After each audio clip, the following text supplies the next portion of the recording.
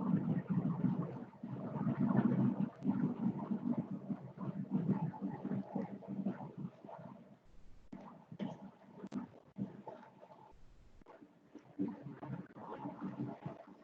morning, students. Welcome to second online class on chapters on blood. Today's topic is blood transfusions and its various products which we can give to different patients.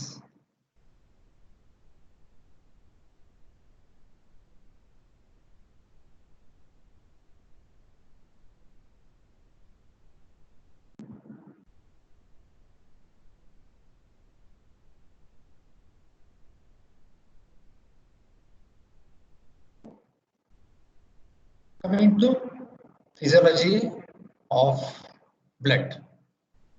Blood group systems. In that we have A, B, O antigens and their antibodies. Landsteiner in 1900 first observed the agglutination of human red cells with human serum. Means red cells and serum, there was reaction, and depending on that he discovered the ABO blood groups, the most important in transfusion medicine. In that he found there were two antigens, antigen A and antigen B on the surface of the red cells, and said that every person had either A antigen or B antigen or both antigens or neither of the A and B antigens. So whenever the antigen is absent on the red cells of the person, the corresponding antibody is found in his serum. This reciprocal relationship between the antigens and antibodies is referred to as Landsteiner's law. The major blood groups of the system are A, blood group B, blood group AB, and blood group O.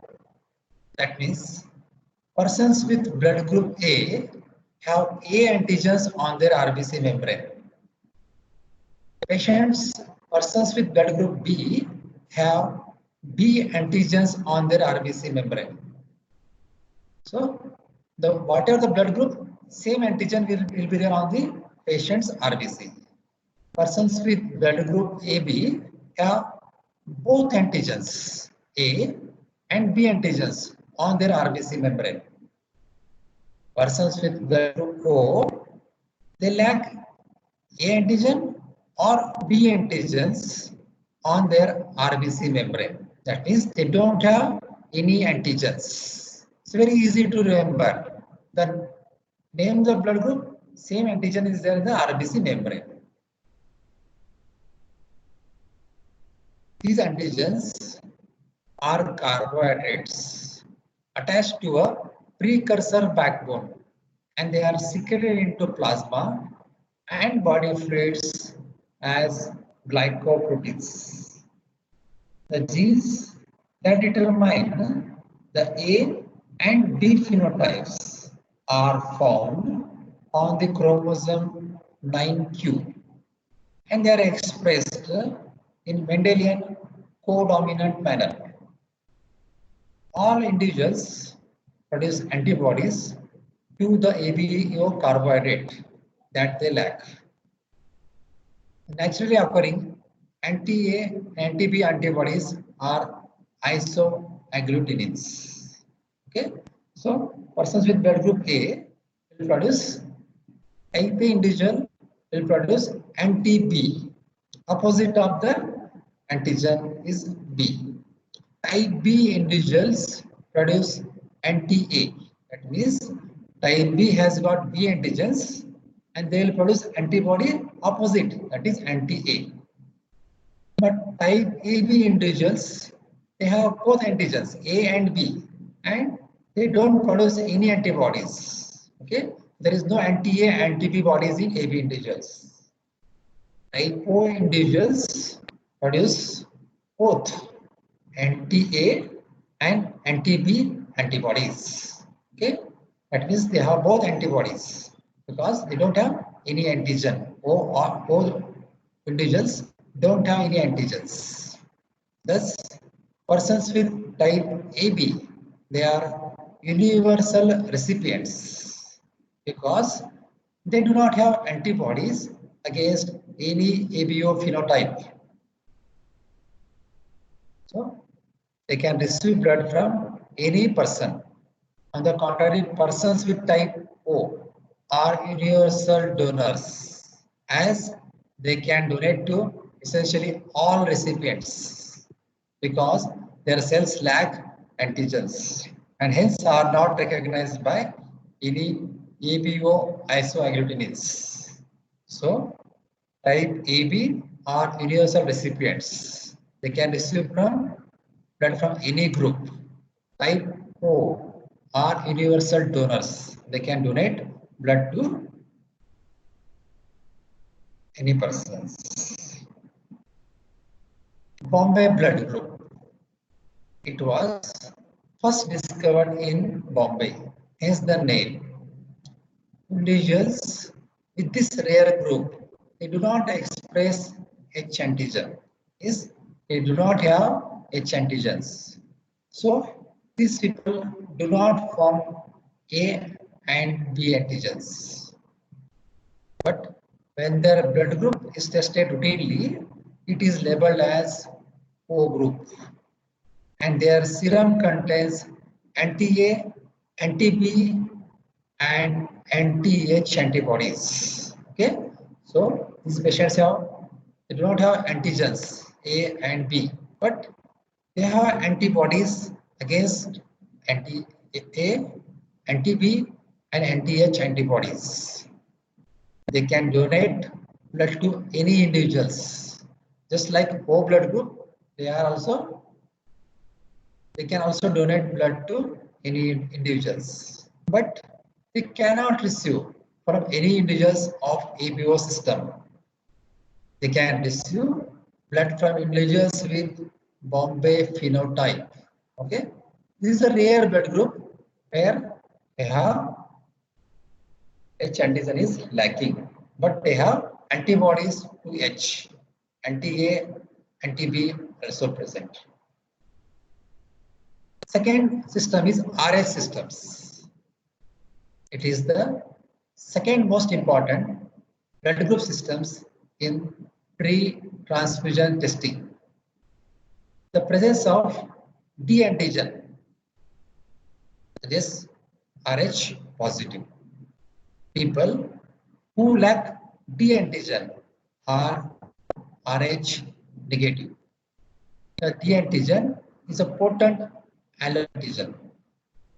Exposure of RH negative people to even small amounts of RH positive cells by either a transfusion or during pregnancy can result in production of anti-D alloantibody, and that results in breakdown of RBCs called as hemolysis. So RH negative persons should not receive the RH positive blood by transfusion or any other way. Other blood group systems which are there, first is Levy system, second is Mitterrand system, third is P system, the Kell systems, Duffy antigen systems. It serves as receptors for Plasmodium vivax. After knowing all the different types of systems, let us come to the pre-transfusion testing. What are the tests you are supposed to do before the transfusion?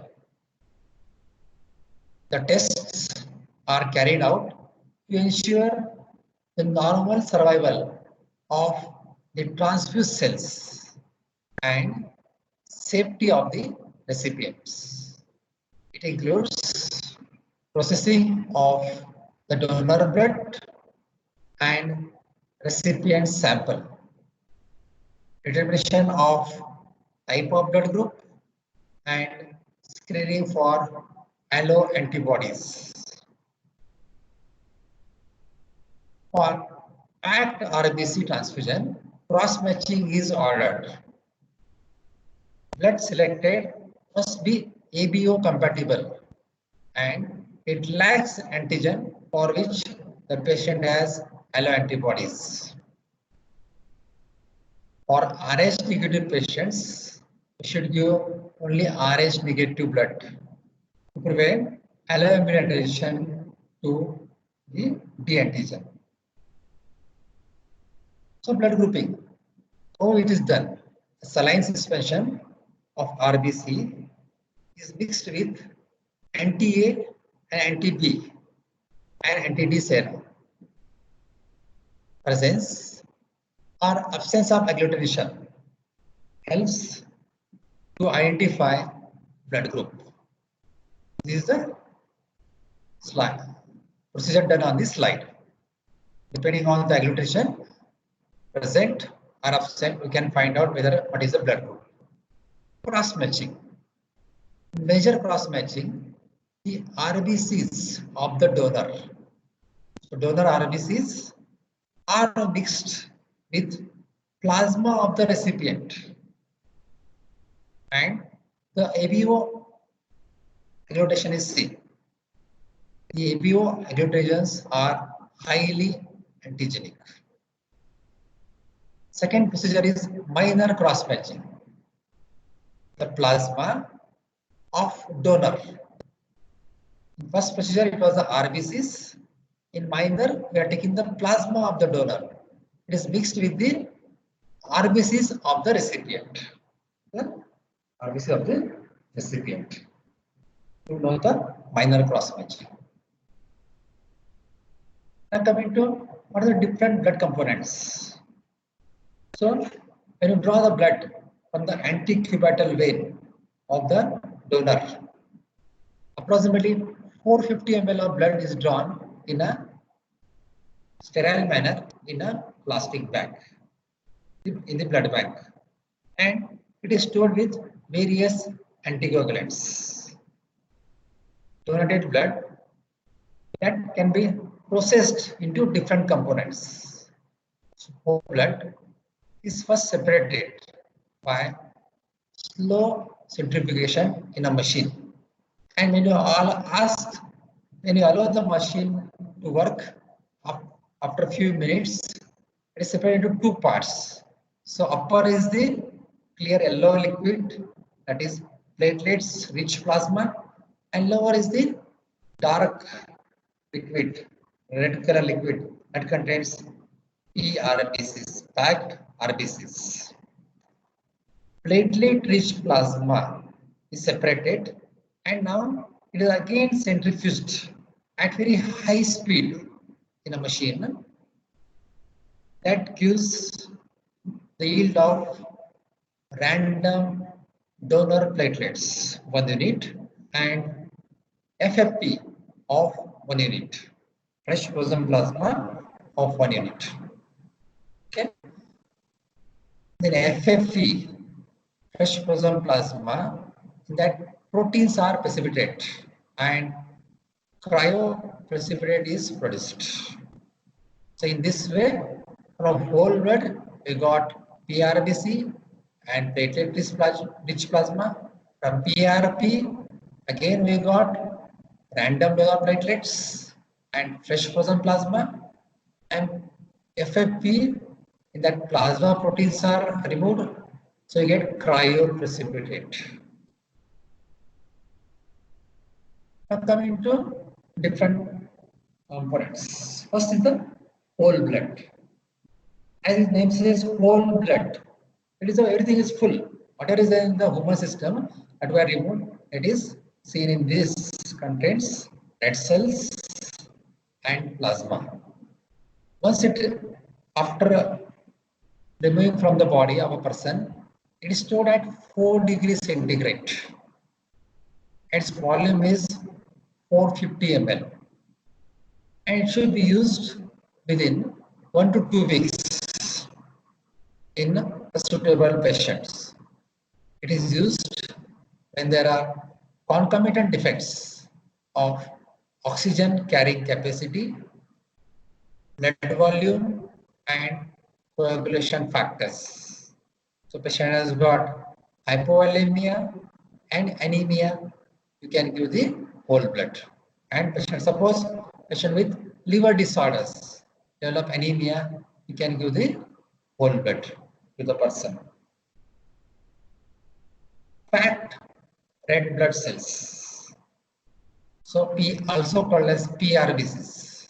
It is used to elevate signs and symptoms attributable to diminished oxygen carrying capacity in patients of anemia. 1 unit contains 200 ml of RBCs, and after receiving by the person, in that person, hemoglobin will be raised by 1 gram per deciliter.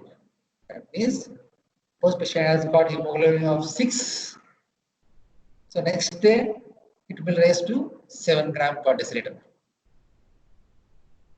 But life of this RBC is only 90 days.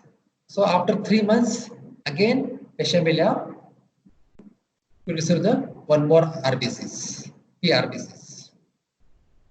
Also, PRBCs can improve platelet function, particularly in the uremic patients. Uremic patient means patients whose kidney is damaged and they are in the end stage renal disease and they are not able to produce the erythropoietin. So anemia is there in these persons and they have got bone marrow suppression also.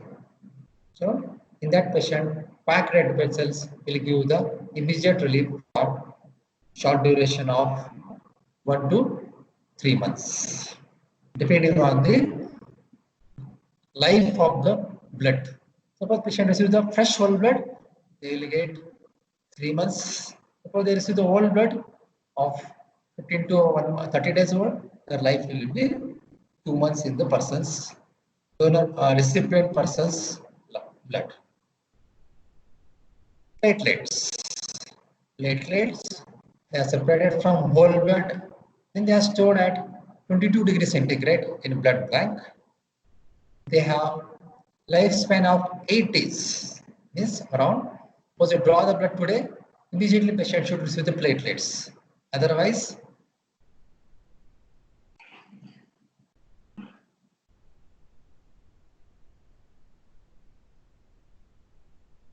patients will not get the benefit.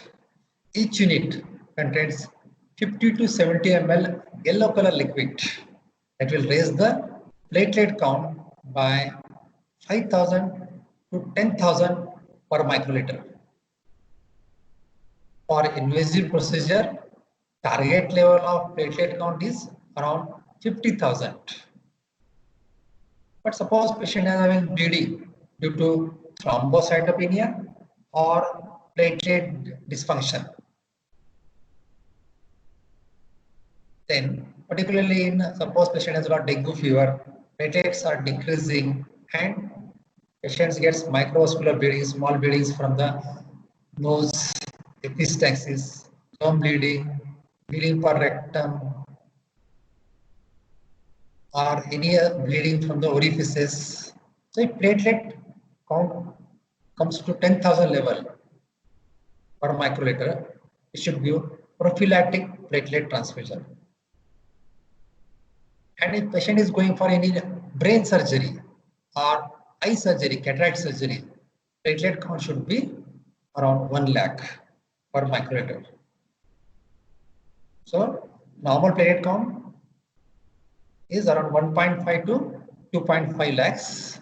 But if it falls below 10,000, in dengue fever, we should give platelet transfusion. For any invasive surgery, platelet count should be 50,000 minimum.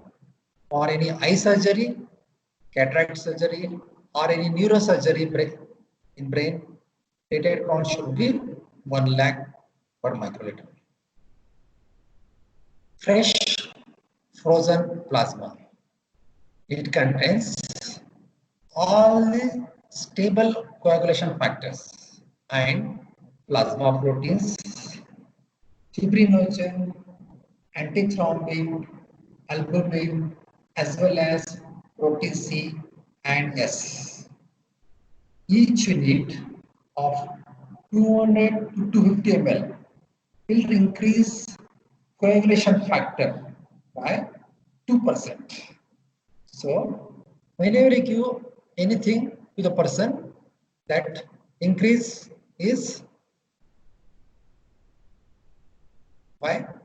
So, when you give FFP to the person, the increase in coagulation factor is by 2% levels in the person blood. It does not have cells, hence it does not transmit intracellular infections like cytomegalovirus. ABO matching is required before infusion of fresh frozen plasma. But RH incompatibility is not required. So when to use fresh FFP? Indication: correction of coagulopathies in disseminated intravascular coagulation. As last class we have discussed, there was increased consumption of coagulation factors, fibrinogen in the persons. So, if you give FFP, all the coagulation factors are there, patient will get some relief from the DIC. Also, coagulopathy of liver disease, FFP will be useful as it contains proteins. So, it will also supply deficient plasma proteins to the person. They are also useful for treatment of thrombocytopenic purpura. Cryoprecipitate. It is separated from FFP, okay, and proteins are removed. So it is a source of fibrinogen, factor 8, and 1 millibrand factor and factor 30. Each unit contains 10 to 15 ml only, and it gives factor 8 by 80 units. So 1 unit will increase factor 8 by 80 units. It is used in particular, it does not require cross matching before transfusion. It is used in persons with hemophilia A and B. Granulocytes, these are the WBCs which are prepared from buffy coat. The coat which we get after centrifugation of the whole blood, where we get the buffy coat in between the packed RBCs and plasma. A small layer is there, that is buffy coat, but it should be used within the 1 to 2 days. Plasma derivatives. So FFP is separated into plasma and cryoprecipitate. So what are the plasma derivatives? It is derived from thousands of donors and we pulled to derive specific protein concentrates like albumin, which is used in persons with liver failure, then intravenous immunoglobulin, they are used in persons with Guillain-Barré syndrome, antithrombin, coagulation factors used in persons with hemophilia.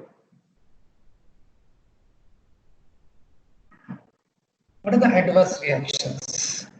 So they can be immune mediated reactions, They are often due to preformed antibodies in the donor or the recipient blood. Or second is non-immune reaction. They are due to chemicals and physical properties of the stored blood components and its additives. So the chemicals are added to blood to maintain their integrity. So that can sometimes like citrate can cause the reaction in the recipients. So common reaction is the immune mediated reactions. First is the acute hemolytic transfusion reaction. It occurs where recipient has preformed antibodies. Person who is receiving the blood contains antibodies against the donor red cells. That okay. So patient recipient has preformed antibodies that lies the donor red cells. So suppose there is ABO incompatibility is there and person has received the blood by mismatch. So there will be hemolysis. So clinical features are fever, raise in the body temperature to 100 to 102 degrees centigrade, chills, back pain, pruritus because of increased release of eosinophil cells and their products, burning sensation at the site of transfusion, and centrally along the vein and chest. In severe stage, features are hypotension, drop in the blood pressure, raise in the pulse rate, tachycardia, raise in the respiratory rate, tachypnea. In the last stage, patient's blood pressure will fall below 70, giving rise to shock. And hemoglobin will be broken down and that will be excreted in the urine, called as hemoglobinuria. That hemoglobin will precipitate on the kidney tubules and can cause renal failure, giving rise to oliguria. Lab test we can do in these persons. For hemolysis, indirect bilirubin levels, serum haptoglobin levels, serum lactate dehydrogenase levels are studied. And to know about the coagulation status of the recipient person, prothrombin type PT, activated partial thromboplastin type APTT, fibrinogen, and platelet count is estimated. Once we found patient has got reaction, so immediately stop the transfusion and disconnect the IV set, immediately send the blood to the blood bank and perform physical examination of the person, recipient person, in the form of examine the pulse, blood pressure, and maintain the urine output for 24 hours and see for evidence of bleeding from any orifices like nose, gums, or through lower GAT to the anal areas or any other part. They draw blood samples from person's opposite arm and send one blood sample to blood bank for evaluation or again matching, major cross matching and minor cross matching. So maintain the venous access. Give the normal saline to the person so that blood pressure is maintained in the person's body. And if there is any decrease in the urine output, give injection of furosemide that will flush the kidney tubules and patient will get a good urine. And if blood pressure falls, so use vasopressors like dopamine to raise the blood pressure. So this is regarding the first reaction, hemolytic reaction. Second is febrile non-hemolytic reactions.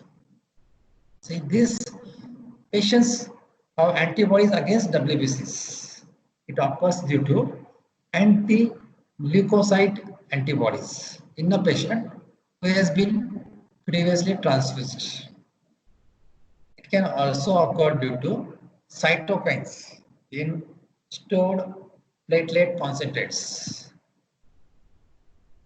It occurs towards the end of infusion or within hours of completing the transfusion, and patient will present with rise in temperature by 1 degree centigrade, chills and dry hairs.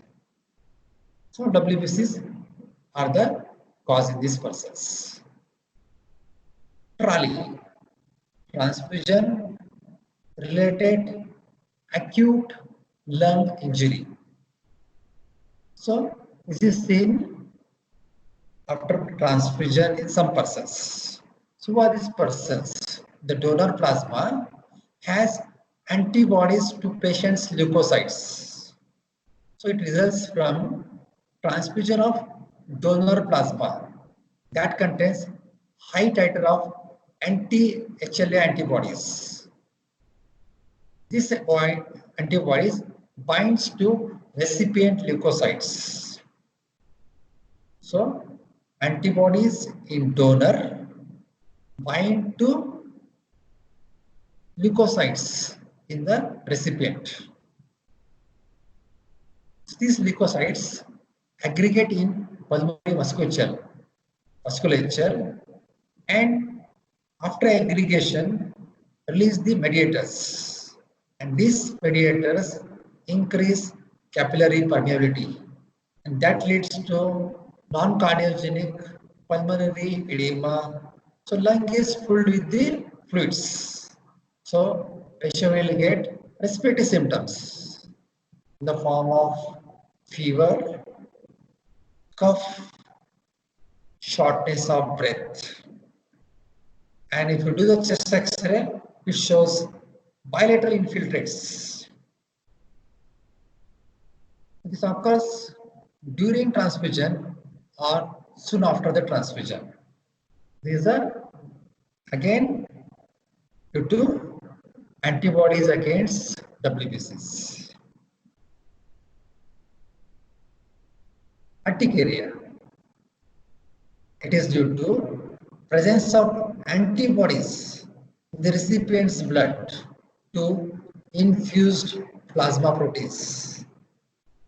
So plasma protein is infused to a person, and recipient has got antibodies against this. So you get a urticaria. Infusion of allergens which react with IgA antibodies in these patients. Anaphylaxis. It occurs in patients who have antibodies against IgA, and these patients are deficient in IgA. So antibodies react with IgA present in donor blood. So donor blood has got IgA and recipient blood has got antibodies against IgA. So this cross reaction occurs. So that results in anaphylaxis. And patient presents with respiratory complaints in the form of difficulty in breathing, cough, and some GIT symptoms like nausea and vomiting. So as soon as you get the reaction, immediately stop the transfusion and give injection epinephrine subcutaneously. If required, injection hydrocortisone, which is steroid, can be given IV, the dose of 100 mg. This is anaphylaxis. Graft versus host disease. it is mediated by donor T lymphocytes. So donor T lymphocytes that recognized post HLA antigen as foreign. So lymphocytes in the donor blood, when they enter the recipient's blood, they recognize patient HLA as foreign and they react against this HLA antigens and mount an immune response. So it presents as again with fever, diarrhea, and skin eruptions.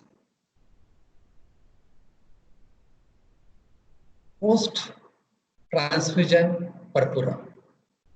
It presents as thrombocytopenia 7 to 10 days after receiving the platelet transfusion. So once patient has received platelet, 1 to 2 weeks after that, patient gets small white patches, small rashes on the forearm, abdomen.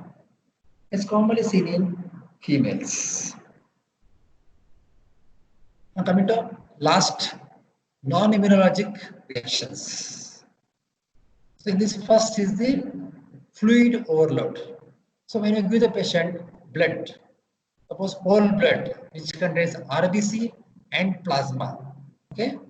So the patients with cardiac failure or renal failure, already they have increased blood volume. Like these patients, if required, we should give them PRBCs, which is the only RBCs, and plasma is separated. Suppose this patient receives whole blood, they will develop the fluid overload. Second is hypothermia. So blood is stored in the blood bank at around 4 degrees centigrade. And once you receive the blood from the blood bank, it should be warmed by keeping in the around for 1 to 2 hours in the atmosphere, in the putting atmosphere temperature.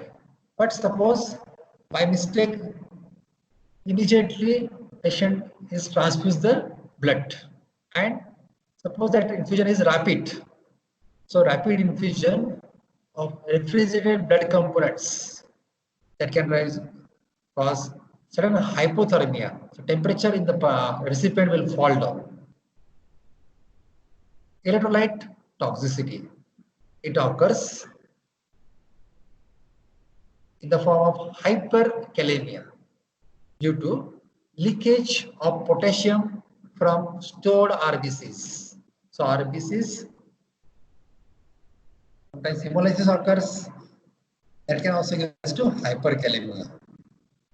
And suppose if a person receives repeated blood transfusion, particularly in thalassemia patients, so that gives rise to iron overload because of repeated blood transfusion. Now, most important infections: viral hepatitis B, hepatitis C, HIV, cytomegalovirus, and syphilis. These are potent infection which can be transfused through blood. Nowadays, there is proper testing of all these infections are done before issuing the blood from the blood transfusion. And sometimes patient gets air embolism or fat embolism. These are all reactions. Now, coming to autologous blood transfusion. As the name says, autologous means own blood is removed and given to the same person. It refers to transfusion of an individual's own blood, which has been drawn earlier and stored in the blood bank. Around 1 to 1.5 liter of blood can be withdrawn over a period of 3 weeks. So this blood is collected every 72 hours till 3 days before elective surgery. Okay. But hemoglobin level should be maintained above 11 gram percentage in these persons. So this technique is used particularly in case of elective surgeries where who may be having the blood loss during the surgeries. So patient's own blood is given to the person, which will have less reactions. Coming to therapeutic plasma exchange. This is the last slide. It constitutes an extracorporeal blood purification technique designed to remove high molecular weight substances from plasma. So plasma is removed from person and given to the other persons. The indications are particularly persons with viral infection who present with ascending quadriparesis, lower limb weakness, followed by upper limb weakness, and sometimes patient will get respiratory failure. So these persons require immediate protein concentration and immunoglobulins. So we can use the therapeutic plasma exchange in this person, that is the Guillain-Barré syndrome. Chronic inflammatory demyelinating polyneuropathy. Again, lower limb weakness followed by upper limb weakness, but this occurs repeatedly over a period of time. Patient recovers. Again, he gets same ascending weakness. So that gives us a chronic stage. In that person also, therapeutic plasma exchange is beneficial. Thrombocytopenic purpura and good posture syndrome. These persons, this therapeutic plasma exchange is used. So we come to the end of the class now. If any student has any query, they can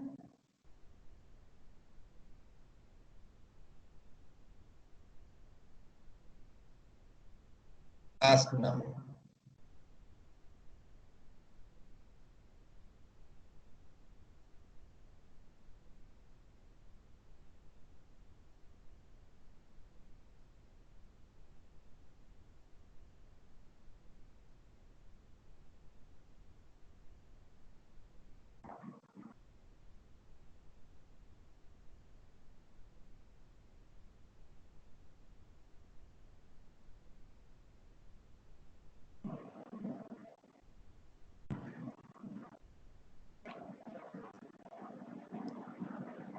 I hope I have covered all the topic related to blood and its products and the indications and the transfusion, which is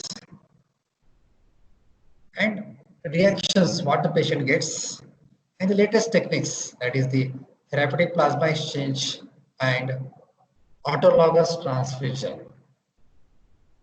If any student has any doubt, they can put their question in the question block.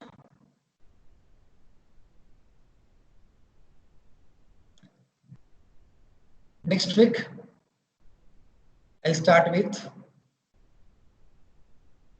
topic RBCs. Okay.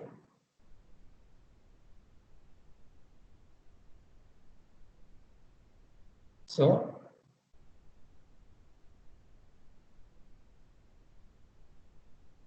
I'll conclude the class. Thank you, one and all.